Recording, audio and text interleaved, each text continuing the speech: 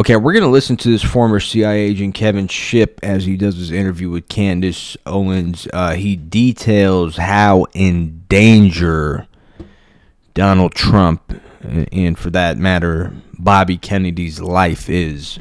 Let's get into what he has to say here. All of a sudden, he's found dead floating next to his yacht, and happens all the time. Oh yeah, it's just it's just one of those things. See what? But a ton of Mossad agents and I think a former prime minister of Israel attended his funeral. Yeah. So it's like, guys, hey, maybe it's like Elaine. It's very difficult that they find out the hard way to cover up the truth because it's going to leak out, somewhere, and it's good investigative journalists and people like yourself that look for those leaks and then start digging, which is what we have to do because we're being lied to constantly.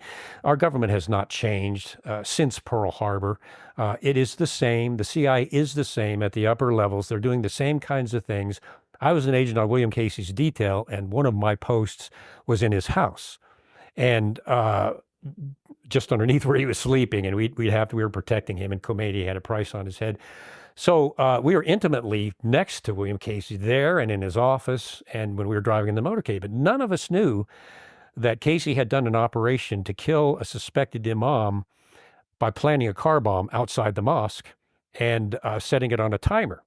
Well, the imam that they claimed was a terrorist came out near the car bomb, but one of his patrons asked him a question. So the imam turned around to go back, but the timer was already set. Bomb went off. Killed 64 women and girls at the girls' school, and it turns out it was the wrong imam.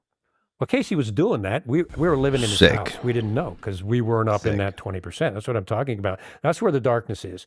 And when, thank God, Bobby Kennedy's in there now, and I hope the Trump administration now will start hacking away at that top 20%.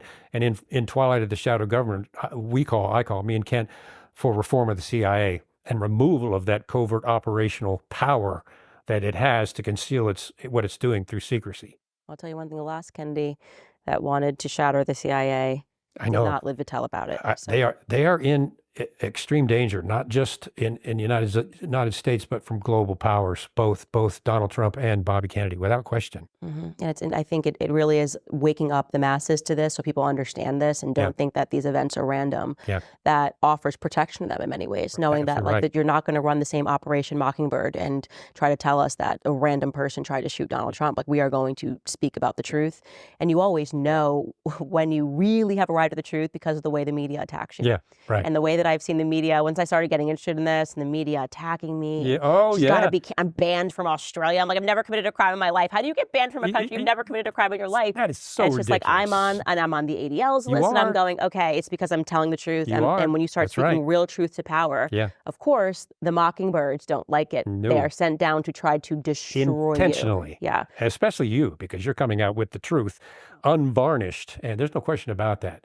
And of course, they've done the same thing with me, conspiracy theorist, rogue, CIA employee, paranoid. Totally crazy. We worked with him for years and we thought that he was so intelligent that he was a part of the 2%, but now he's a wacko. Yeah, but now he's a rogue wacko. Yeah. You expect that. And we should consider that a badge of honor. I do. And that's why, look, I even put it on. I'm like, conspiracy theorist, I sell it. I couldn't care less. I'm like, yep, you got me. I know that you Yeah, man. So that's the reality. A lot of these CIA agents, especially this guy who really was involved with the CIA, he's given us the dark inner workings of the shadow type government within the CIA, where it's like the top 20% of the guys who don't even deal with like the regular CIA agents. So some of these people that you see, some of these guys, it's like that Bustamante guy, whatever the case is, people like that, they can discuss what happens within the organization and certain things that they do, but they don't know who the hell's calling the shots, right? So and more than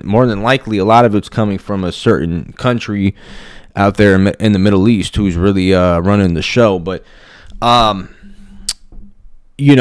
Trump and Bobby Kennedy are really in a vulnerable position, especially when Trump starts enacting some of the policies and going after the rogue bureaucrats, as he says he will, and they're endangering their lives. And these people are very violent. I mean, they're starting world wars all over the world. They killed millions of people. So God knows only what they have set in store for the Trump presidency. It's going to be an interesting 4 years, man.